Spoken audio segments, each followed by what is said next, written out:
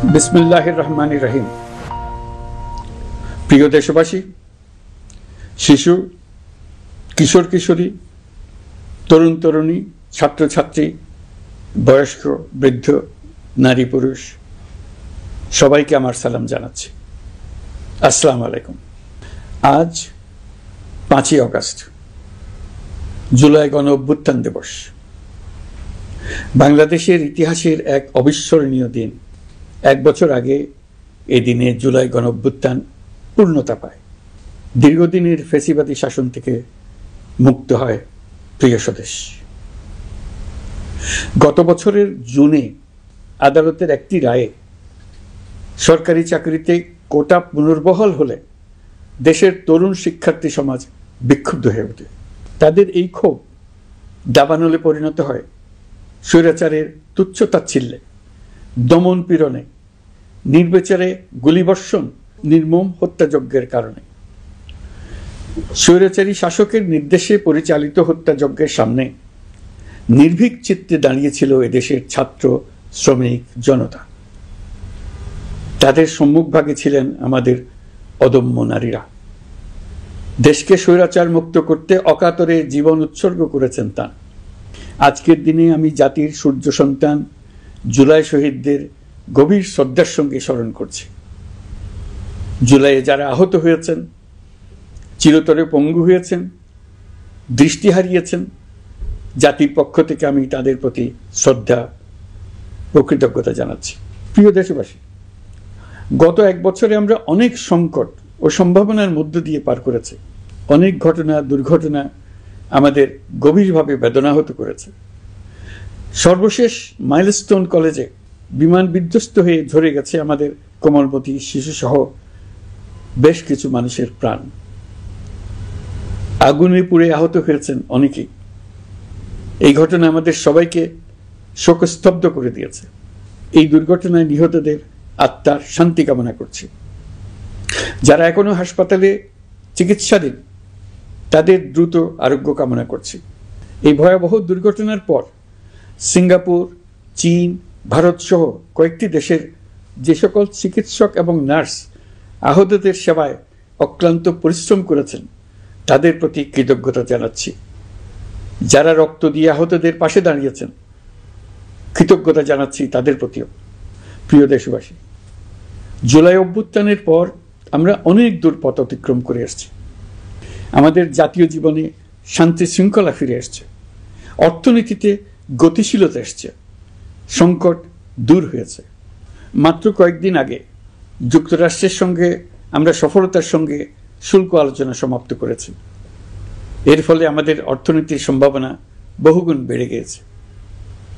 যখন 1 বছর আগে আমাদের অন্তর্বর্তীকালীন সরকার 16 বছর ব্যাপী একটানা ধ্বংসযজ্ঞ এবং লুটপাটে বিধ্বস্ত এক অর্থনীতির দায়িত্ব নিয়েছিলাম, তখন কারোরই মনে হচ্ছিল না এই বিধ্বস্ত অর্থনীতিকে আবার সহজে চালু করা যাবে। মাত্র 1 বছরের মধ্যে প্রতিশ্রুতি দিয়েছিলাম 2026 সালের জুনের মধ্যে দেশের আগামী জাতীয় সংসদ নির্বাচন আয়োজন করব। তবে নির্বাচনের আগে আমাদের অত্যাবশ্যকীয় কয়েকটি কাজ সম্পন্ন করতে হবে। এর মধ্যে অন্যতম হল জুলাই ঘোষণাপত্র ও জুলাই সনদ। আজ জুলাই গণ অভ্যুত্থান দিবসে সকল রাজনৈতিক দলকে সঙ্গে নিয়ে আমরা জাতির কাছে জুলাই ঘোষণাপত্র উপস্থাপন করেছি। এই ঘোষণাপত্রে মহান মুক্তিযুদ্ধ সহ বাংলাদেশের মানুষের অতীতের বিভিন্ন ঐতিহাসিক ও গণতান্ত্রিক সংগ্রাম থেকে শুরু করে জুলাই অভ্যুত্থানের প্রেক্ষাপট বর্ণনা করা হয়েছে। আমাদের 3টি দায়িত্ব ছিল: সংস্কার, বিচার ও নির্বাচন। জুলাই অভ্যুত্থানের ছাত্র, শ্রমিক, জনতা দেয়ালে দেয়ালে যে প্রত্যাশার কথা লিখে রেখেছিল তার অন্যতম ফোকাস ছিল রাষ্ট্র ব্যবস্থার গণতান্ত্রিক সংস্কার। সেই লক্ষ্যে আমরা বেশ কয়েকটি সংস্কার কমিশন গঠন করেছিলাম। তাদের মধ্যে প্রধান প্রধান সংস্কার কমিশনগুলো যে সুপারিশ পেশ করেছে সেগুলোর মধ্যে স্বল্প সময়ের মধ্যে আশু বাস্তবায়নযোগ্য বহু সংস্কার আমরা ইতিমধ্যে সম্পন্ন করেছি। এই সংস্কারগুলোর মাধ্যমে অর্থনৈতিক খাত, বিচার ব্যবস্থা ও জনপ্রশাসনে গতিশীলতা আসবে। স্বচ্ছতা ও জবাবদিহিতা বহুলাংশে বৃদ্ধি পাবে, দুর্নীতি, অনিয়ম ও হয়রানি হ্রাস পাবে। দীর্ঘমেয়াদী সংস্কার কাজ বাস্তবায়নের লক্ষ্যে আমরা জাতীয় ঐকমত্য কমিশন গঠন করেছিলাম। এই কমিশনে 30টিরও অধিক রাজনৈতিক দল ও জোট স্বতঃস্ফূর্তভাবে অংশগ্রহণ করেছে, তাদের মতামত দিয়েছে। প্রাথমিক পর্যায়ে ঐকমত্য কমিশন 166টি সুপারিশ নিয়ে 30টির বেশি রাজনৈতিক দলের সঙ্গে প্রায় 2 মাস ধরে দলগত ও জোটগতভাবে আলোচনা করেছিল। এই প্রক্রিয়ায় যেসব বিষয়ে রাজনৈতিক দলগুলোর মধ্যে ঐকমত্য প্রতিষ্ঠিত হয়েছিল সেগুলো বাদ দিয়ে কমিশনের পক্ষ থেকে 19টি মৌলিক সংস্কারের বিষয় চিহ্নিত করা হয়। দ্বিতীয় পর্যায়ে 23 দিন ধরে আলোচনা শেষে 19টি বিষয়ের বেশিরভাগ ক্ষেত্রেই ঐকমত্য প্রতিষ্ঠা করা সম্ভব হয়েছে, যদিও কয়েকটি ক্ষেত্রে কিছু কিছু রাজনৈতিক দলের নোট অফ ডিসেন্ট রয়েছে। সংস্কারের ক্ষেত্রে আমরা আমাদের লক্ষ্যে পৌঁছাতে পেরেছি। ঐকমত্য কমিশনের পরিচালনায় দেশের সকল রাজনৈতিক দল মিলে দীর্ঘদিন ধরে প্রতিনিয়ত আলাপ আলোচনার ভিত্তিতে জুলাই সনদ চূড়ান্ত হওয়ার পর্যায়ে এসছে। জুলাই সনদ একটি ঐতিহাসিক অর্জন। এটা শুধু আমাদের রাজনৈতিক ইতিহাসে নয়, বৃহত্তর পরিমণ্ডলের রাজনৈতিক ইতিহাসেও স্মরণীয় হয়ে থাকবে। দলিল তো স্মরণীয় হয়ে থাকবেই, এটা রচনার প্রক্রিয়াও স্মরণীয় হয়ে থাকবে। এই দলিল প্রণয়নের জন্য আমি সকল রাজনৈতিক দলের নেতৃবৃন্দকে এবং ঐকমত্য কমিশনের সদস্যবৃন্দকে, বিশেষ করে এই উদ্যোগের নেতৃত্বদানকারী প্রফেসর আলী রিয়াজকে জাতির পক্ষ থেকে অশেষ কৃতজ্ঞতা ও ধন্যবাদ জানাচ্ছি। রাজনৈতিক দলের প্রতিনিধিরা অত্যন্ত সৌহার্দ্যপূর্ণ পরিবেশে আলোচনায় অংশ নিয়েছেন। মতপার্থক্য থাকা সত্ত্বেও সকল রাজনৈতিক দলের মধ্যে ঐকমত্য তৈরির চেষ্টা ছিল। আমরা আশা করছি এই ঐকমত্যের ভিত্তিতে অচিরে রাজনৈতিক দলগুলি জুলাই সনদে স্বাক্ষর করবে এবং এর বাস্তবায়নেও ঐকমত্যে পৌঁছাবে।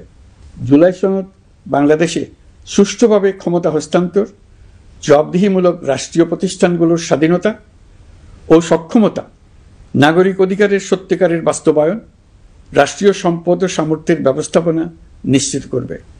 আমাদেরকে নিশ্চিত করতে হবে ভবিষ্যতের কোনো সরকারই যেন আর ফ্যাসিস্ট হয়ে উঠতে না পারে। রাষ্ট্রকে এমনভাবে মেরামত করতে হবে যাতে কখনো কোথাও ফ্যাসিবাদের লক্ষণ পাওয়া গেলেই সেটিকে যেন তাৎক্ষণিকভাবে সেখানেই নির্মূল করা যায়, আর যেন 16 বছরের জন্য অপেক্ষা করতে না হয়, বহু মানুষকে প্রাণ দিতে না হয়, আমাদের যেন আরেকটি গণ অভ্যুত্থানের প্রয়োজন না হয়। জুলাই আগস্টের মানবতা বিরোধী অপরাধ মামলায় বিচার কাজ দৃঢ়ভাবে এগিয়ে চলেছে। বিচারের আনুষ্ঠানিক শুনানি পর্বও শুরু হয়েছে। ইতিহাসের নির্মম হত্যাযজ্ঞে যারা জড়িত তাদের বিচার এদেশের মাটিতে হবেই। বিচার প্রক্রিয়া ও এর ফলাফল ক্রমান্বয়ে মানুষের কাছে প্রকাশিত হতে থাকবে। বিচারের পুরো প্রক্রিয়া দেশবাসীর কাছে স্বচ্ছ ও দৃশ্যমান রাখা হচ্ছে। এবার আমাদের সর্বশেষ দায়িত্ব পালনের পালা, নির্বাচন অনুষ্ঠান। আজ এই মহান দিবসে আপনাদের সামনে এই বক্তব্য রাখার পর থেকেই আমরা আমাদের সর্বশেষ এবং সবচেয়ে গুরুত্বপূর্ণ অধ্যায়ে প্রবেশ করব। আমরা এবার একটা নির্বাচিত সরকারের কাছে দায়িত্ব হস্তান্তরের প্রক্রিয়া শুরু করব। অন্তর্বর্তী সরকারের পক্ষ থেকে আমি প্রধান নির্বাচন কমিশনারের কাছে চিঠি পাঠাবো যেন নির্বাচন কমিশন আগামী রমজানের আগে 2026 সালের ফেব্রুয়ারি মাসে জাতীয় নির্বাচন অনুষ্ঠানের আয়োজন করেন। আপনারা সকলেই দোয়া করবেন যেন সুন্দরভাবে নির্বাচন অনুষ্ঠান করে এদেশের সকল নাগরিক একটি নতুন বাংলাদেশ গড়ার কাজে সফলভাবে এগিয়ে যেতে পারে। আমরা সরকারের পক্ষ থেকে এই নির্বাচন যাতে সুষ্ঠু, শান্তিপূর্ণ এবং উৎসবমুখরভাবে সম্পন্ন করা যায় সেজন্য সকল প্রকার সাহায্য সহযোগিতা প্রদান করব। এবারের নির্বাচন যেন আনন্দ উৎসবের দিক থেকে, শান্তি শৃঙ্খলার দিক থেকে, ভোটার উপস্থিতির দিক থেকে, সৌহার্দ্য ও আন্তরিকতার দিক থেকে দেশের ইতিহাসে স্মরণীয় হয়ে থাকে। সেই জন্য সকল আয়োজন সম্পন্ন করতে আগামীকাল থেকে আমরা সকলেই মানসিক প্রস্তুতি ও প্রাতিষ্ঠানিক আয়োজন শুরু করব। নির্বাচনে ভোটারদের সম্পর্কে দুই একটা কথা বলতে চাই। এবার আমরা প্রবাসী ভোটারদের ভোট দেওয়ার আয়োজন নিশ্চিত করতে চাই। অর্থনৈতিক দিক থেকে সম্পূর্ণ বিধ্বস্ত বাংলাদেশ যে আবার দ্রুত ঘুরে দাঁড়াতে পেরেছে তার বড় কারণ হলো আমাদের রেমিটেন্স যোদ্ধাদের ঐতিহাসিক অবদান। নির্বাচনে তাদের অংশগ্রহণ নিশ্চিত করার জন্য নির্বাচন কমিশন প্রস্তুতি নিচ্ছে। নারী ভোটাররা যেন দেশের সর্বত্র নির্দ্বিধায় আনন্দোৎসাহ সহকারে তাদের ভোট দিতে পারে এটা নিশ্চিত করতে চাই। এবার যেন কেন্দ্রে কেন্দ্রে নারী ভোটারদের ঢল নামে, আমরা সেই লক্ষ্যে সমস্ত ব্যবস্থা গ্রহণ করব। দেশের মানুষের ভোটাধিকার কেড়ে নেবার কারণে গত 15 বছর ধরে নাগরিকবৃন্দ ভোট দিতে পারেনি। এবারের নির্বাচনে আমরা আমাদের বকেয়া আনন্দ সহ মহা আনন্দে ভোট দিতে চাই। এবারের নির্বাচনে জীবনে প্রথমবার ভোট দিতে যাবে এরকম ভোটাররা নানা উৎসবের মধ্য দিয়ে ভোট কেন্দ্রে যাবে, তাদের এই দিনটি স্মরণীয় করে রাখার জন্য। এর মধ্যে নতুন নারী ভোটার থাকবে, নতুন পুরুষ ভোটার থাকবে, এর মধ্যে এমন ভোটার থাকবে যারা 15 বছর আগে থেকেই ভোট দিতে পারত কিন্তু জীবনে একবারও ভোট দিতে পারেনি।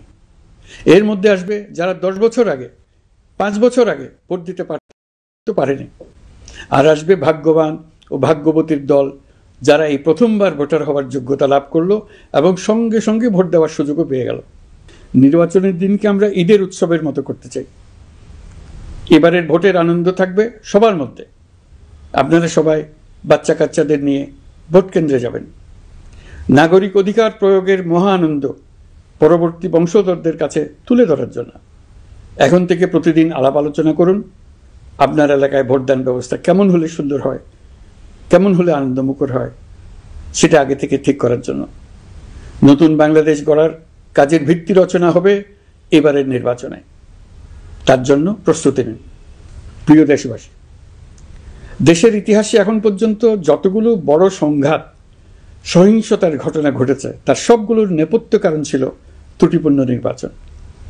ত্রুটিপূর্ণ নির্বাচনের মধ্য দিয়ে কোনো দল যদি গায়ের জোরে নির্বাচিত হয়ে ক্ষমতায় আসে তার চূড়ান্ত পরিণতি কি তার জুলাই অভ্যুত্থান আমাদের দেখিয়ে দিয়েছে।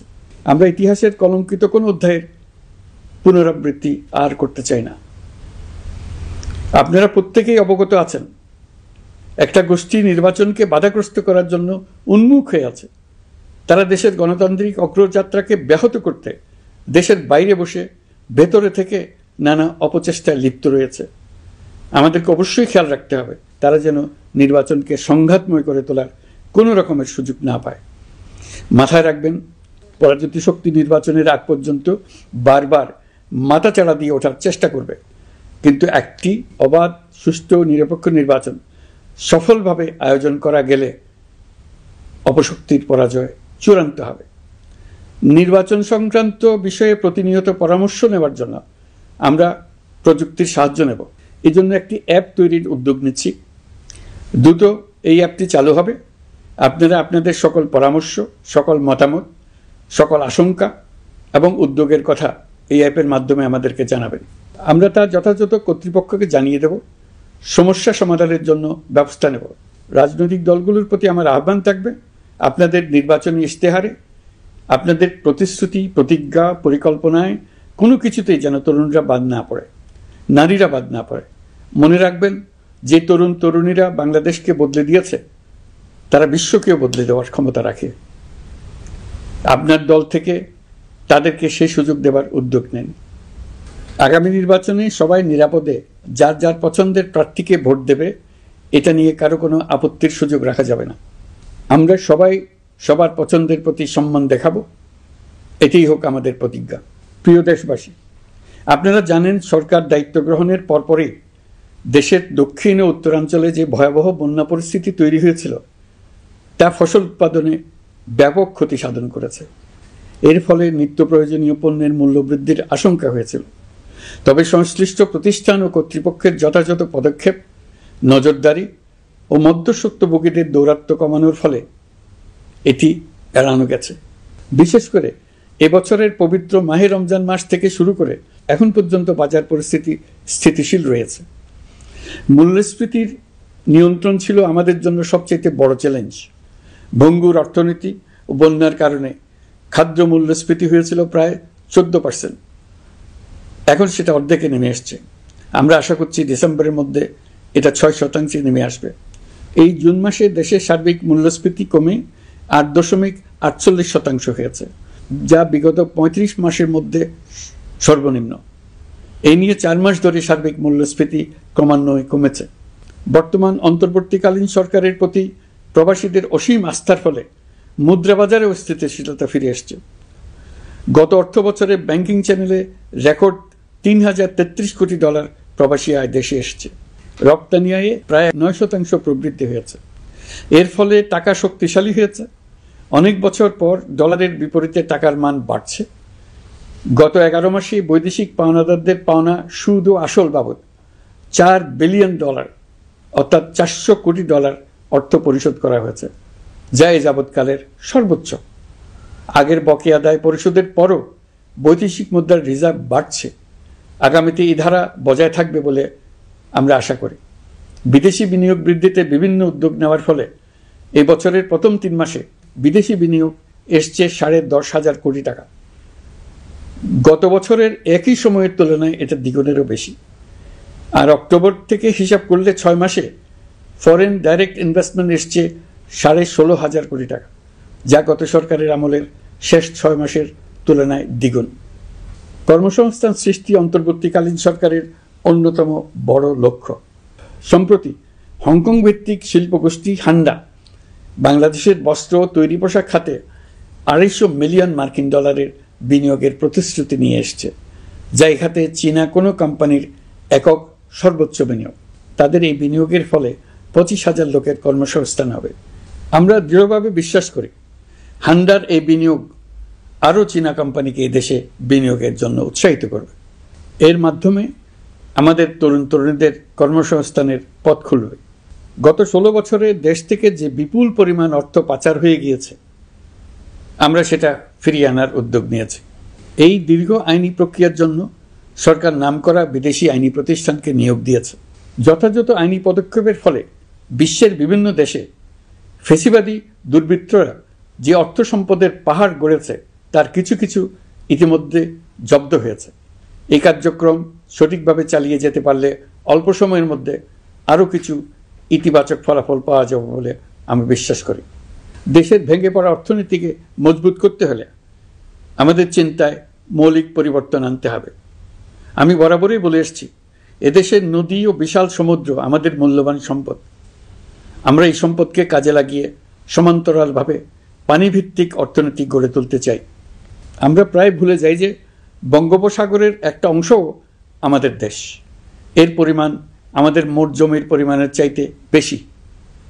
আমরা প্রায় সবসময় জমিভিত্তিক আমাদের অর্ধেক দেশ নিয়ে মাথা ঘামাই, বাকি পানিভিত্তিক অর্ধেক দেশকে হিসাবেই ধরি না, কারণ আমরা ওই অংশে বসবাস করি না। আমরা তো হাওর বাওরেও বসবাস করি না, তাই বলে তো তাকে হিসাবের বাইরে রাখি।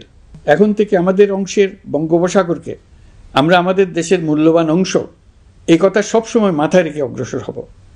এই অংশের পানির উপর দিয়ে দেশ বিদেশের সঙ্গে আমরা বাণিজ্য করব। তার মাধ্যমে আমরা পুরো পৃথিবীকে আমাদের প্রতিবেশী বানাবো। এই পানির মধ্যে আছে অফুরন্ত সম্পদ, মৎস্য সম্পদ, যা প্রতি বছর ফসল দেয়।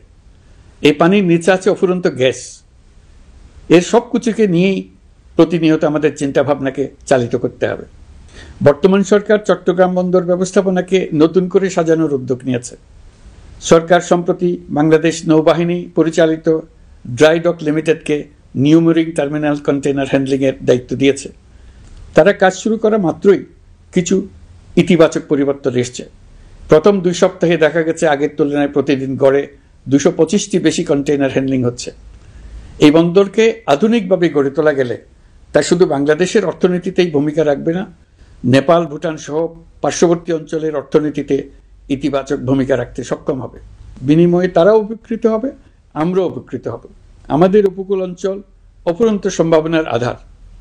কুমিরা থেকে টেকনাফ পর্যন্ত নানা বন্দরের কর্মচাঞ্চল্যে সমগ্র উপকূল অঞ্চলকে গুরুত্বপূর্ণ অর্থনৈতিক প্রাণকেন্দ্র হিসেবে প্রতিষ্ঠা করবে।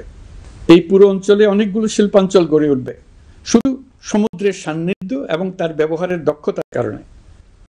সমুদ্র, উপকূলীয় অঞ্চলের সম্পদ ও পরিবেশের টেকসই ব্যবহার নিশ্চিত করতে আমাদের বন্ধু দেশগুলোর সঙ্গে আলোচনা শুরু করেছি, তারা উৎসাহ সহকারে সাড়া দিয়েছেন।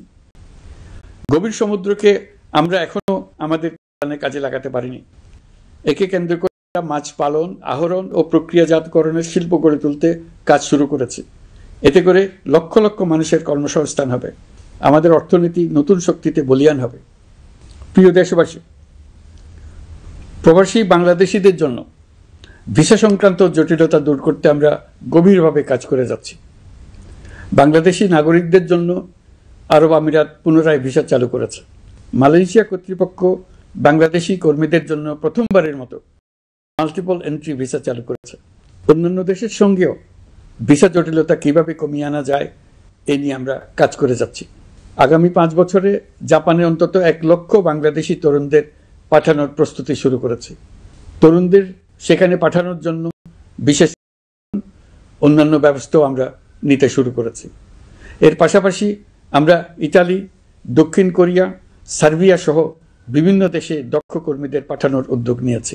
সৌদি আরব, জর্ডান, ওমান সহ বিভিন্ন দেশে নথিপত্রের কারণে যে প্রবাসীরা ইরেগুলার হয়ে গিয়েছিলেন তাদেরকে রেগুলারাইজ করার জন্য ব্যবস্থা নিয়েছে। আমরা বিভিন্ন দেশের সঙ্গে বিদ্যমান চুক্তি পর্যালোচনা করে দেখছি যাতে আমাদের প্রবাসী ভাই বোনদের জন্য সেগুলো স্বস্তিদায়ক হয়। দেশে এবং দেশের বাইরে বাংলাদেশের নাগরিকরা যে যেখানে অবস্থান করছে তারা যাতে সব ধরনের নাগরিক সুবিধা পান, আমরা সেই বিষয়ে উদ্যোগ নিয়েছি। চলতি বছর আমাদের নানা উদ্যোগের ফলে প্রায় 87,000 বাংলাদেশি সুষ্ঠুভাবে হজ পালন করতে পেরেছেন। হজের ব্যয় অন্যান্য বছরের তুলনায় আমরা কমিয়ে আনতে পেরেছি। হাজিরা যাতে করতে পারে সেজন্য লাব্বায়েক নামে অ্যাপ চালু করেছে, যার মাধ্যমে ঘরে বসেই হাজিদের আত্মীয় স্বজন, পরিবার পরিজন তাদের অবস্থান প্রতি মুহূর্তে জানতে পেরেছেন। এই বছর দক্ষিণ এশিয়ার অন্যান্য দেশগুলোতেও ব্যবস্থাপনা, আগামী বছরের হজ ব্যবস্থাপনা যেন আরও নির্বিঘ্নে সম্পন্ন করা যায় সেজন্য মন্ত্রণালয় এখন থেকেই প্রস্তুতি নিতে শুরু করেছে। প্রিয় দেশবাসী, জুলাই গণঅভ্যুত্থানে তরুণ শিক্ষার্থীদের পাশে ঢাল হয়ে দাঁড়িয়েছিলেন আমাদের বাবা মা ও শিক্ষকরা। আমাদের বাবা মায়েরা তাদের সন্তানকে বহু কষ্টে বড় বিশ্ববিদ্যালয়ে পাঠায়। লেখাপড়া শেষ করে অনেক ছাত্র অসুস্থ হয়ে বের হয়। এর কারণ আবাসিক হলের নোংরা পরিবেশ, খাবারের নিম্নমান, তার উপর দলীয় সন্ত্রাসীদের দমনপীড়ন। বিশ্ববিদ্যালয়ে পড়াশোনার পরিবর্তে প্রতিদিন শিক্ষার্থীদের জোর করে রাজনৈতিক দলের প্রোগ্রামে নিয়ে যাওয়া হতো। প্রশাসন ও শিক্ষকরা সবই জানতেন, অথচ কেউ এটি থামাতে পারেননি, চেষ্টাও করেননি। কারণ শিক্ষকদের একটি বড় অংশ প্রমোশনের জন্য, সুবিধার জন্য দলীয় রাজনীতিতে জড়িত ছিলেন, নিপীড়কের ভূমিকায় ছিলেন। প্রতিটি বিশ্ববিদ্যালয়ের আবাসিক হলগুলোতে দলীয় সন্ত্রাসীদের নিয়ন্ত্রণ আর অমানসিক নির্যাতন চলত। সেখানে গড়ে তোলা হয়েছিল টর্চার সেল। অন্তর্বর্তী সরকার প্রতিশ্রুতিবদ্ধ যে আমরা আর কখনো শিক্ষা প্রতিষ্ঠানগুলোকে এমন কোনো রাজনীতি দ্বারা কলুষিত হতে দেব না যা পড়াশোনার পরিবেশ নষ্ট করে, তরুণদের জীবন ধ্বংস করে। বাবা মায়েদের যেন সন্তানকে বিশ্ববিদ্যালয়ে পড়তে পাঠিয়ে আর কখনো শঙ্কায় থাকতে না হয়। বর্তমান সরকার দায়িত্ব গ্রহণের পরপরই শিক্ষা ব্যবস্থার উন্নতির জন্য ধারাবাহিকভাবে পরামর্শ কমিটির সঙ্গে বৈঠক করেছে, বিভিন্ন উদ্যোগ হাতে নিয়েছে। বিদ্যালয়গুলোতে শিক্ষার মান কিভাবে বাড়ানো যায় সে বিষয়ে বিভিন্ন উদ্যোগ নেওয়া হচ্ছে। সরকার কিছুদিন আগে সারা দেশের সরকারি প্রাথমিক বিদ্যালয়ের সব প্রধান শিক্ষকের বেতনের গ্রেড 1 ধাপ বাড়িয়ে 10ম গ্রেড করার সিদ্ধান্ত নিয়েছে। এটি একটি প্রাথমিক বিদ্যালয়গুলিতে শূন্য পদে 6,500 প্রধান নিয়োগের প্রক্রিয়া চলছে। প্রাথমিকের পড়াশোনার পদ্ধতিগত পরিবর্তনের দিকেও আমরা মনোযোগ দিচ্ছি। সব স্কুলে ইন্টারনেট সংযোগ ও মাল্টিমিডিয়া শ্রেণীকক্ষ তৈরির নির্দেশ দেওয়া হয়েছে। পার্বত্য চট্টগ্রামে কমপক্ষে 100টি স্কুলে এবছরের মধ্যেই ই-লার্নিং চালু হবে।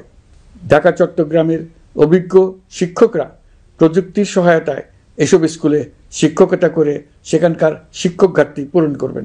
যেসব এলাকায় বিদ্যুতের ঘাটতি রয়েছে সেখানে সোলার প্যানেল বসিয়ে বিদ্যুতের ঘাটতি নিরসন এবং মোবাইল নেটওয়ার্ক ও স্টারলিংক পরিষেবা ব্যবহার করে এই সংকট মোকাবেলা করা হচ্ছে।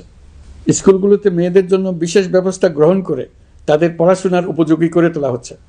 স্কুলের অবকাঠামোকে নারীবান্ধব করে তুলতে স্কুল ভবন নির্মাণের সময় কমিটিতে নারী স্থপতি রাখার নিয়ম করা হয়েছে। আমাদের লক্ষ্য হলো স্কুল ভবনের ডিজাইন থেকে শুরু করে পড়াশোনার পরিবেশ চিন্তাভাবনায় মেয়েদেরকে বিশেষভাবে গুরুত্ব দেওয়া, যাতে তারা ব্যক্তিগত নিরাপত্তা ও স্বাস্থ্যের দিক থেকে স্বস্তিদায়ক পরিবেশে পড়াশোনা করতে পারে। প্রিয় দেশবাসী, জুলাই গণ অভ্যুত্থানে শহীদ ও আহত যোদ্ধাদের জন্য আমরা নিরলসভাবে কাজ করে যাচ্ছি। এখন পর্যন্ত 775টি শহীদ পরিবারকে প্রায় 100 কোটি টাকার সঞ্চয়পত্র ও মাসিক ভাতা বাবদ ব্যাংক চেক দেওয়া হয়েছে। অবশিষ্ট যারা আছেন তাদেরও কয়েকটি আইনগত বিষয় নিষ্পত্তি সাপেক্ষে সঞ্চয়পত্র দেওয়ার প্রক্রিয়া চলছে। এর পাশাপাশি আহত 13,800 জন জুলাই যোদ্ধাকে 3টি ক্যাটাগরিতে নগদ টাকা ও চেক বাবদ 153 কোটি 4 লাখ টাকা প্রদান করা হয়েছে। 78 জন অতি গুরুতর আহত জুলাই যোদ্ধাকে সিঙ্গাপুর, থাইল্যান্ড, তুরস্ক এবং রাশিয়ার উন্নত চিকিৎসার জন্য পাঠানো হয়েছে এবং চিকিৎসা ব্যয় বাবদ এ পর্যন্ত প্রায় 100 কোটি টাকা ব্যয় হয়েছে। আহতদের পুনর্বাসনের জন্য সরকারের সবকটি মন্ত্রণালয়ের সম্মিলিত প্রচেষ্টায় বিভিন্ন ধরনের উদ্যোগ নেওয়া হচ্ছে।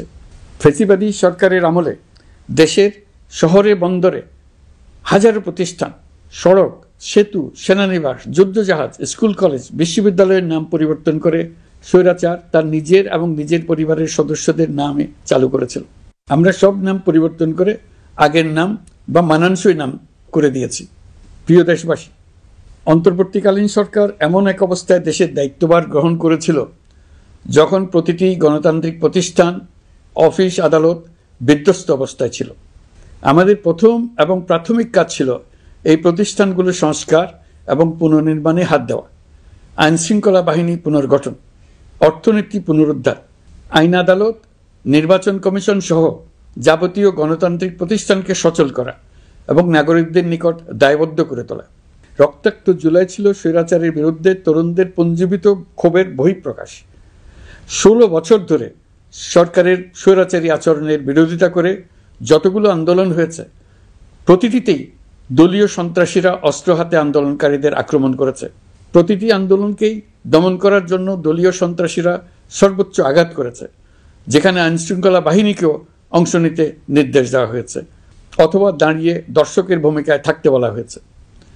একটি স্বাধীন বিচার বিভাগের জন্য অন্তর্বর্তী সরকার সংস্কার কাজ হাতে নিয়েছে। বিচার বিভাগীয় সংস্কার কমিশনের প্রস্তাবনা অনুযায়ী সুপ্রিম কোর্ট বিচারক নিয়োগ সহ যে সকল কাজ এই সরকার স্বল্প সময়ের মধ্যে করে যেতে পারবে, সে সকল কাজের অধিকাংশ ইতিমধ্যে সম্পন্ন করা হয়ে গেছে। বাকি কাজ চলমান রয়েছে। স্বৈরাচার আমলে দলীয় বাহিনীতে পরিণত হওয়া ভঙ্গুর আইনশৃঙ্খলা বাহিনীকে নতুন করে গড়ে তোলার জন্য আমরা সর্বোচ্চ ব্যবস্থা নিয়েছি। আইনশৃঙ্খলা বাহিনী দ্বারা কোনো মানবাধিকার লঙ্ঘন যাতে না ঘটে, সেই জন্য পুলিশ সদর দপ্তরে একটি সেল কার্যকর করা হয়েছে, যেখানে মানবাধিকার সহ পুলিশ সদস্যদের মাধ্যমে সংগঠিত যে কোনো অপরাধের বিষয়ে অভিযোগ করা যায়। এই সমস্ত সেল অন্যান্য আইন প্রয়োগকারী সংস্থার প্রধান কার্যালয়ও স্থাপন করা হচ্ছে। আসামিদের জিজ্ঞাসাবাদ হবে স্বচ্ছ কাচের ঘরে। হাজতখানায় বন্দীদের মানবিক সেবা নিশ্চিত করা হবে। অভিযান পরিচালনার সময় পুলিশ যেন জিপিএস ট্র্যাকিং সিস্টেম ডিভাইস সহ বডি ক্যামেরা পরিধান করেন তা নিশ্চিত করা হবে। পুলিশ যেন আর কখনোই কোনো আন্দোলন দমনে প্রাণঘাতী অস্ত্র ব্যবহার করতে না পারে, সেই ব্যবস্থা নেওয়া হয়েছে। বেআইনি সমাবেশে বল প্রয়োগের ক্ষেত্রে জাতিসংঘের স্বীকৃত 5টি ধাপ অনুযায়ী পুলিশ সদস্যদের প্রশিক্ষণ দেওয়া হচ্ছে। সব মিলিয়ে স্বরাষ্ট্র মন্ত্রণালয়ের পুলিশ সংস্কার কমিশনের প্রস্তাব অনুযায়ী 16টি সংস্কার কাজ সম্পন্ন হয়েছে। আরও 43টি সংস্কার কাজ সমাপ্ত হওয়ার পথে।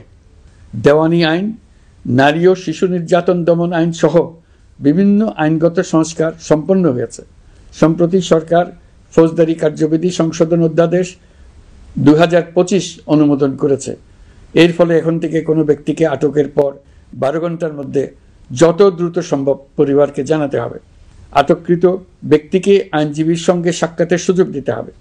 গ্রেপ্তারকৃত ব্যক্তি রিমান্ডের পর অসুস্থ বা আহত হলে তাকে ডাক্তার কর্তৃক পরীক্ষা করতে হবে এবং আঘাতের কারণ নিশ্চিত হতে হবে। তার প্রয়োজনীয় চিকিৎসা দিতে হবে। এক্ষেত্রে পুলিশের দায় থাকলে আইনি ব্যবস্থা নেওয়ার বিধান যুক্ত করা হয়েছে। এই আইনের ফলে গ্রেফতার ও আটক নিয়ে মানুষের হয়রানি অনেক কমে আসবে, পুলিশের জবাবদিহিতা বাড়বে এবং বিচারের কাজ দ্রুততর হবে। পুলিশ সংস্কার কমিশনের সুপারিশ ছিল কোনো ব্যক্তি থানায় জিডি করতে গেলে অবশ্যই তা গ্রহণ করতে হবে। জিডি গ্রহণ করা ছাড়া থানা থেকে কোনো ব্যক্তিকে ফিরিয়ে দেবে না। এই সুপারিশের ভিত্তিতে সরকার সিদ্ধান্ত নিয়েছে দেশে অনলাইনে জিডি করা যাবে। এখন থানায় জিডি না নেওয়ার আর কোনো অভিযোগ থাকবে না। গণতান্ত্রিক চর্চার অন্যতম প্রধান শর্ত গণমাধ্যমের স্বাধীনতা। অতীত ইতিহাসের দিকে তাকালে দেখা যায় মুক্ত সাংবাদিকতার ক্ষেত্রে প্রথম এবং সবচেয়ে বড় বাধা হিসেবে কাজ করেছে সরকার। অন্তর্বর্তী সরকার এইসব বাধা অপসারণে বিভিন্ন উদ্যোগ নিয়েছে। আমরা সমালোচনাকে উন্মুক্ত করে দিয়েছি। যে কেউ চাইলেই যে কোনো মাধ্যমে, সেটা মূলধারার গণমাধ্যম হোক কিংবা সামাজিক যোগাযোগ মাধ্যমেই হোক, সরকারের সমালোচনা করতে পারছেন। এমনকি রাষ্ট্রীয় গণমাধ্যমেও সরকারের সমালোচনা করা যাচ্ছে। নিকট অতীতে যা ছিল অকল্পনীয়। সাংবাদিকদের জবাবদিহিতা নিশ্চিত করার জন্য সরকার ইতিমধ্যে প্রেস কাউন্সিল পুনর্গঠন করেছে। আপনারা জানেন, সামাজিক যোগাযোগ মাধ্যমে প্রতিদিন বিপুল পরিমাণ গুজব ও অপতথ্য ছড়িয়ে পড়ছে। দেশকে অস্থিতিশীল করতে হাতিয়ারে পরিণত হয়েছে গুজব। অপতথ্য মোকাবেলা করার জন্য সাংবাদিকদের সক্ষমতা বাড়াতে বিভিন্ন ধরনের প্রশিক্ষণের ব্যবস্থা নেওয়া হচ্ছে। স্বৈরাচারী সরকার আমলে সাংবাদিকতার ক্ষেত্রে বড় বাধা ছিল ডিজিটাল নিরাপত্তা আইন, যা পরে সাইবার নিরাপত্তা আইন রূপে আবির্ভূত হয়েছিল। আমরা এই আইনটি বাতিল করেছি। এই আইনের অধীনে সাংবাদিকদের বিরুদ্ধে করা সব মামলা বাতিল করা হয়েছে। সংবাদ মাধ্যমের স্বাধীনতা নিশ্চিতকরণে এটি একটি বড় অগ্রগতি। নতুন যে আইন প্রণীত হয়েছে তাতে আগের আইনের নিবর্তনমূলক 9টি ধারা বাদ দেওয়া হয়েছে। আগের আইনের আওতায় করা 95% মামলায় এসব ধারায়। আমরা বিশ্বাস করি নতুন আইন প্রণয়নের পর সাংবাদিকদের আইনি হয়রানি বন্ধ হবে। গত বছর মানুষের প্রতিবাদকে স্তব্ধ করে দিতে ফ্যাসিবাদী সরকার ইন্টারনেট বন্ধ করে দিয়েছিল, যাতে গোপনে তারা দমন নিপীড়ন হত্যাকাণ্ড চালাতে পারে। অন্তর্বর্তী সরকার সাইবার সুরক্ষা আইন সংশোধন করে নতুন অধ্যাদেশে প্রথমবারের মতো ইন্টারনেটকে মৌলিক অধিকার হিসেবে অন্তর্ভুক্ত করেছে। সম্প্রতি আন্তর্জাতিক bandwidth real time internet traffic পরিবহনে 4 টেরাবাইট সেকেন্ডের মাইলফলক অতিক্রম করেছে বাংলাদেশ সাবমেরিন কেবলস পিএলসি। বাংলাদেশে ইন্টারনেট সেবার মান ভালো করতে সরকারের পক্ষ থেকে সর্বোচ্চ উদ্যোগ নেওয়া হয়েছে। প্রিয় দেশবাসী, আপনাদের আহ্বানে একটি ঐতিহাসিক সন্ধিক্ষণে আমরা দায়িত্বভার গ্রহণ করেছিলাম। জুলাই অভ্যুত্থানে সৃষ্ট নতুন বাংলাদেশের যে অভূতপূর্ব সম্ভাবনা জাগ্রত হয়েছে, তাকে এগিয়ে নিতে আপনারা আমাদেরকে দায়িত্ব দিয়েছিলেন। গত 12 মাস ধরে আপনাদের সবাইকে সাথে নিয়ে জুলাইয়ের দাবি পূরণের চেষ্টা করে যাচ্ছি। আসুন আজ জুলাই গণ অভ্যুত্থান দিবসে প্রতিজ্ঞাবদ্ধ হই এই জাতিকে আমরা আর কখনো বিভক্ত হতে দেব না।